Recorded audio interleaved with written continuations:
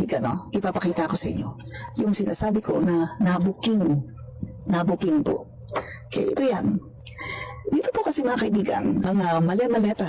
Yung mga maleta na yan mga kaibigan ay nasa tabi siya ng isang kotse. At yung kotse mga kaibigan, syempre, merong plate number. At alam niyo ba kung ano yung plate number? Itong plate number, guys, tingnan nyo, yan o. Ha? So, ano po ang sabi dito? Yan. Ang sabi po dito po sa plate number, meron po siyang L. So, ano po ang sabi dito? Ang L ay Davao Region. So, Davao Region daw po ang L.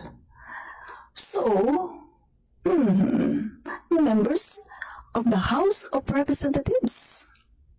These protocol plates are issued by the Land Transportation Office, LTO, for security and traffic access, with rules in place to prevent unauthorized use and ensure they are surrendered after an official's term ends. So mga kaibigan, Davao Region. Huli. So kung itong mga maletang ito mga kaibigan ay ang may-ari nito, ang pinagdalhan ay taga Davao Region. So, alam na this kung sino to. Alam na this.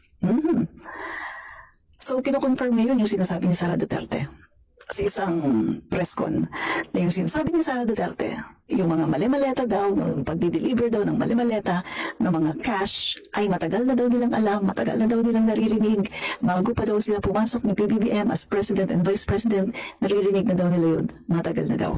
Matagal naman namin na alam yan dahil matagal naman na yan pinag-uusapan. Simula pa lang noong pagpasok namin as President and Vice President, naririnig na namin yung delivery ng mga pera, nakalagay sa mga suitcases. Pero ngayon lang siya lumabas in public dahil merong witness na nagsabi na siya mismo ang nadadala ng mga suitcases ngayon. So meaning to say, kung matagal na niyang alam yan, matagal na yung pinag-usapan, well, hindi si Speaker Martin Romualdez ang speaker during that time. Malinaw na malinaw na ang speaker during that time ay si Velasco. Kasi guys, pumasok si Speaker Martin na si Speaker of the House, mga kalagitnaan na yan ng July. So ito guys, na-research ko na. Ang 19th Congress ay nagbukas noong July 25. Tingnan nyo ha. Ito, House of the Representatives. Mula nang magbukas ang 19th Congress ng July 25, 2022. Malinaw oh. Mula nang magbukas ang 19th Congress ng July 25, 2022.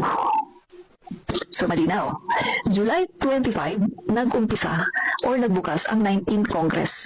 So meaning to say, pagpasok ni Sara Duterte at ni PBBM as President and Vice President, hindi pa speaker, si Speaker Martin Romualdez. Pagpasok ng 19th Congress, July 25, ano pa lang yan guys, magbobotohan pa yan sa plenary kung sino ang magiging speaker. So dito pa lang huling-huli na ang kasinungalingan ni Sara. Matagal naman namin na alam yan dahil matagal naman na yan pinag-uusapan. Simula pa lang noong pagpasok namin as President and Vice President, naririnig na namin yung delivery ng mga pera, nakalagay sa mga suitcases.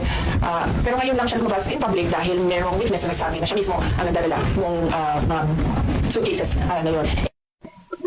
So meaning kasi mga kaibigan, pagpasok, malinaw ang pagpasok ni VP Sara Duterte as Vice President, alam na daw nila, kasi matagal na daw nilang alam.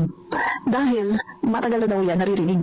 At matagal na daw yan, alam na daw nila kasi naririnig na daw nila yung mga pagpasok ng mga pera, nakalagay sa mga suitcases. So mga kaibigan, ang nilalaglag dito ni VP Sara ay hindi si Speaker Martin, kundi yung mga dating Speaker of the House.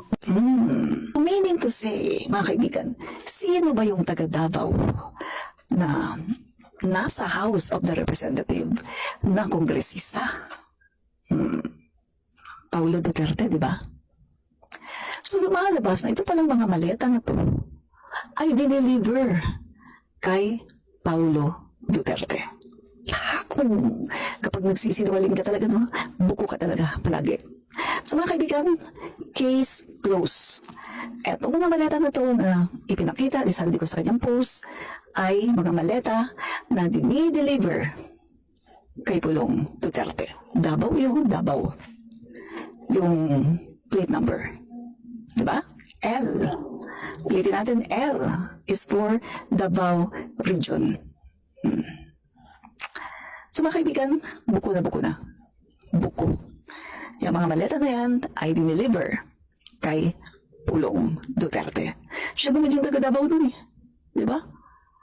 Eh, hindi naman pwedeng sabihin na sa ibang representative ng Davao. Eh, my God.